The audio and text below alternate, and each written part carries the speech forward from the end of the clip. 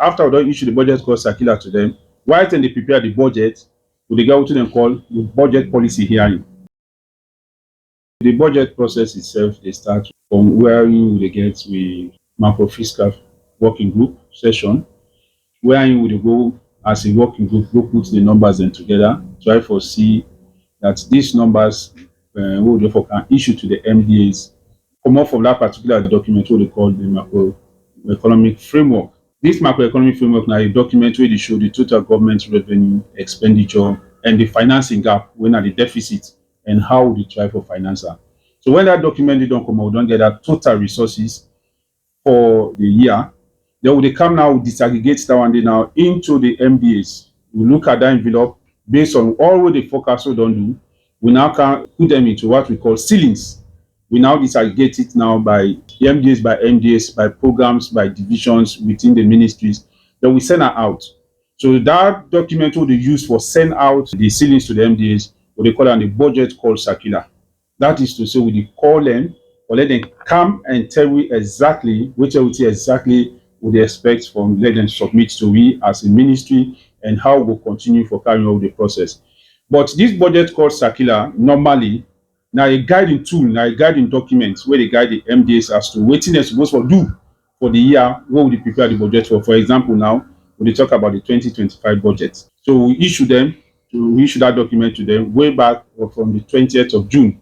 Or let them prepare, make the document then comprehensive and send them to we and look at them. But when they are doing it, we issue what we call guiding principles, guidelines as to how they go about it. In terms of the recurrent, in terms of the wage bill, and what you expect of them, and tell them, say, this is not the outlook for the next 1 to 3 years, what are the economic fundamentals, all of them, then they inside the document, what they issue to them.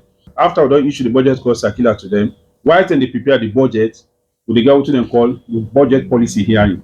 So the budget policy hearing now a platform wherein we do call on for let the ministries or the key drivers of the budget for that particular period go and tell the people of this country. We call a keynote speaker. In this case, we get the Vice President, Honorable Dr. Juliet Jallo, for be the keynote speaker. We'll be get that discussion on the 15th of August. We'll be getting a before settle. So now they will go translate government policies to the MDAs for tell them what the budgets for that particular year they look like and what they focus at.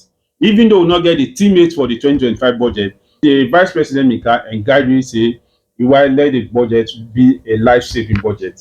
A life-saving budget in sense, although we cater for health, food, and see that people then get the basic things where them for care go through the Fit Salon project. And that was why in that discussion they will be able to get the Ministry of Basic Education, the Ministry of Agriculture, the Ministry of Technology, where innovation, communication, the Ministry of Health. But then they can tell me exactly what they not achieve for the past years, what are the requirements for the next years, and what are the challenges within the first in the various sectors. After that policy hearing, then we come down to the budget discussions, where we don't start from the 19th. But they call the MDs now, based on their policies, what they don't discuss, and the budget where they don't prepare for the fiscal year 2025, then they can now for tell me exactly what them we don't do with the resources, so them we don't get them for 2023, and how far they don't go with those resources in achieving the deliverables.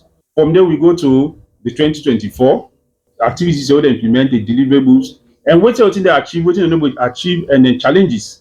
Then what they able to achieve, we want to see into the 2025 budget, and that's exactly the can for Canterbury. We see that it come to pass that most of them then bring out the activities and the challenges and the things they able to achieve into the 2025 budget, where we see clearly. From here now, we get discussion with the IMF, where they can start. The discussion done for the bilateral discussions. Come the 4th of September, we get the IMF mission where they come. Now, a policy inside the budget process. But for this time round, we suppose we don't get them before now. But however, because we try to get a new program with the fund, so then they come for them, we get bilateral discussions with them to see how we'll be able to get a new program, because the 7th and 8th review be done, when we come to the conclusion of the former ECF program, where them we don't do money, that don't close. So for now we get another window for get additional money from the IMF, we need to get discussions with them in terms of the economic outlook. Immediately after that one day, we'll get for now get a retreat after the IMF discussions. But the good thing I want for pass to the people of this country now that based on the IMF outlook and the discussions we don't get to them virtually, when they can in April, then we set a target for meet for let it go warrant we for get additional discussions with them and get a program.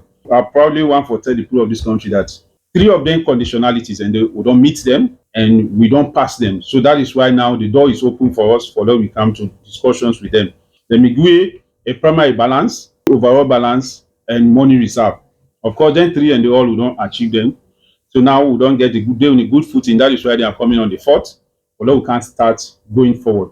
Immediately after the IMF discussions, we get a budget retreat. So all waiting these people don't can submit to we so in that retreat, now they now they go put the numbers and the figures in together. They will get a national budget.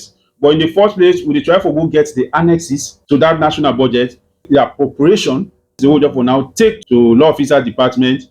Later we take them to cabinet. From cabinet, we can go to government printing. They put it in a format where presentable for parliament. Then later we'll take them to parliament. But for now, the next stage is the discussion. After the discussions, we'll go for the retreat. But also in that retreat, we'll get a bilateral of discussions further with key sectors. Normally, the key sectors are the major players inside the process. For example, we don't forget the Ministry of Basic Education again, the Ministry of Agriculture, the Ministry of Water Resources, Sarwako, then we don't forget Ministry of Health and some of them. But let them come back to we and tell we in reality waiting at the actual resources with the need as against waiting they don't submit. Then we get a bilateral discussion with them. Then we try to finalize the numbers in that retreat. From there, we get the appropriation. The essence of the retreat, and for long we able to develop the Finance Act, we get the appropriation and finalize the FSS, or we'll take now to cabinet. Once cabinet approve, they will take the appropriation to law officers.